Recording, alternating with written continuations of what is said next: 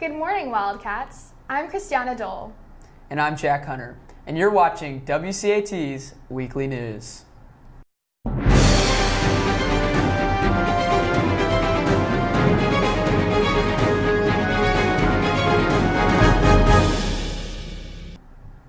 November 6th is a big day for American politics, as many congressional and gubernatorial races, including the gubernatorial race in Georgia, should come down to the wire as a part of the midterm elections.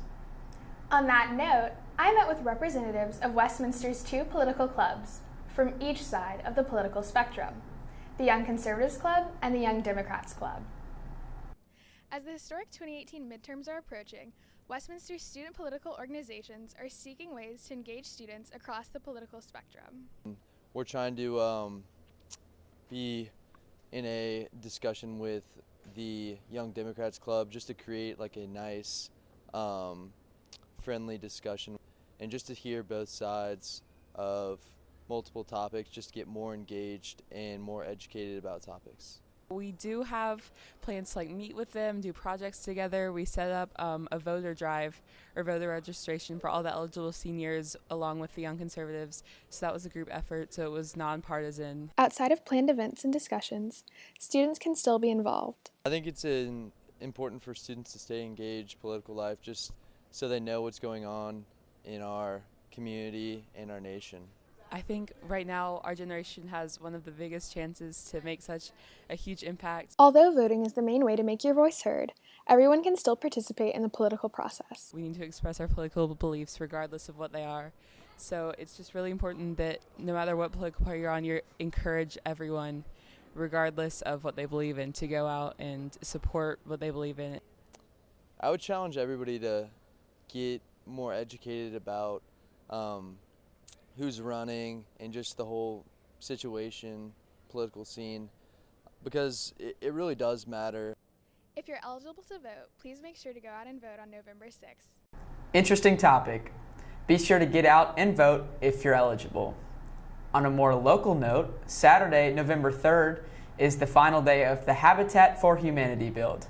Over the past few weeks, students have participated in Westminster's 27th build, constructing a new home for a family in need that will get the keys to their brand new house this weekend. It's great to see Wildcats giving back to the community and making a difference. This Saturday is also a big day for Wildcat sports. Jack, what's coming up in Westminster sports?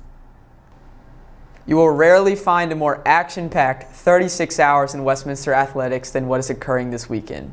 Starting tonight, the Battle of Buckhead takes place at Alfred E. Thompson Stadium here at Westminster. Through the school's 30 matchups, the Cats lead the all-time series 19-11. As if the Battle of Buckhead itself isn't enough for you, tonight is also senior night. All seniors involved with the football program, trainers, managers, cheerleaders, players, and WCATers will all be honored for their contributions to the football program. Also, this final region game will determine Westminster's opponent and location for the first round of the GHSA playoffs. Tomorrow morning, both cross-country teams will be looking to repeat as state champions at the 2018 GHSA 3A State Cross Country Championships presented by the Atlanta Track Club. The race is at Carrollton High School. The boys will start racing at 11 a.m. and the girls will start at 11:45. Admission is $5. On Tuesday, the Volley Cats protected their home court with a 3-0 win over GAC.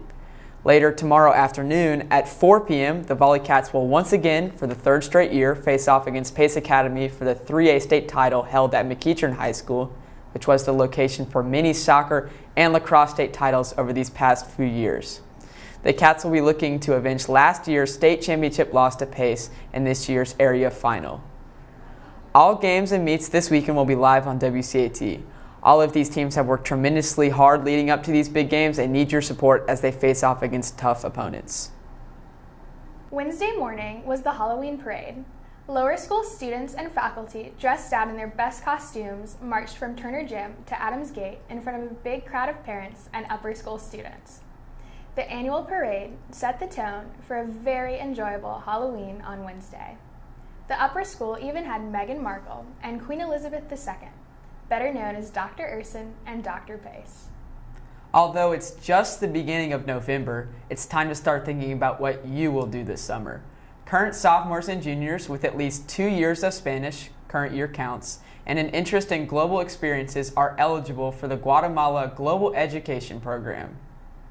Visit the student announcements to view the application for the trip, which is due on November 7th. The trip is from July 19th through 27th and is free, but spots are chosen randomly on November 9th. Contact Daniel Searle with any further questions. There are definitely a lot of global program opportunities. You're right. I had the opportunity to participate in the French exchange program, and last week, students from Jean Strom visited Atlanta. WCAT reporter Olivia Bontempo learned more about their trip. Thanks, guys. Olivia and I interviewed French exchange students from Strasbourg, France, to learn more about their experience. They stayed with high school students and traveled various places around Atlanta, including the aquarium, the World of Coke, and Six Flags. Maybe the Six Flags, a football game, so that is really cool too. So since I'm in Atlanta, I love to go to the aquarium and to Six Flags. It was very fun. Our favorite things was the World of Coke for me, and for me too. We hope all the French exchange students had a great time here in Atlanta. We will miss seeing their faces around campus. I'm Olivia Bontempo with WCAT. Now back to you in the studio. It was such a great opportunity to host an exchange student and make lasting memories, and I'm sure every host feels the same way. This past Sunday, Westminster students and faculty set up an altar at the Atlanta History Center for Dia de los Muertos, a holiday to honor and remember family members who have died. Their altar won first place. Well, even though Halloween is over, you still have a chance to get some great treats. Today, junior Dhruva Ghosh and sophomore Andrew Mao are hosting a bake sale outside Malone Dining Hall to raise money for victims of Hurricane Florence. Along with the treats, there will be a henna station. Please make sure you stop by and contribute to this important cause. Well, that's all for this week's news. For WCAT, I'm Jack Hunter. And I'm Christiana Dole. Thanks for watching, and we'll see you next week on WCAT's Weekly News.